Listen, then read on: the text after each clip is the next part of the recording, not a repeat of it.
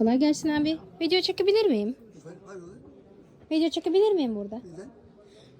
Turistim. Şöyle göstermek için akrabalarıma. Biraz çek. Tamam. Teşekkür ederim. Спросила, можно ли тут снять. Ой, тут запах, знаете, как из бабушкиного сундука. Тут все старинное.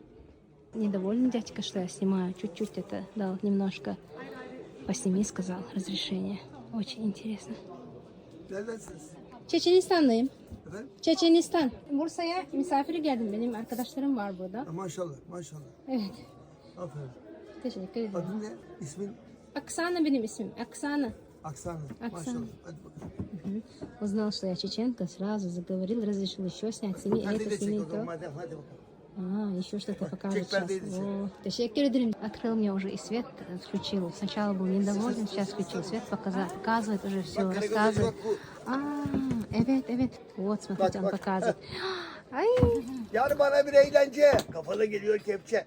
Karagöz'üm Çeçenistan'dan bir hanım geldi. Öğretmen. Maşallah, maşallah. Hoş geldi, sefa geldi. Yıktık perdeyi, eyledim viran. Varayım sahibine haber vereyim hemen. Hadi koş uğurlar ola. Oldu mu? ay çok teşekkür ederim size amca. Çok memnun oldum. Çok Ya mutlu Çeçenistan'da oldum. ünlü olacaksınız evet, şimdi.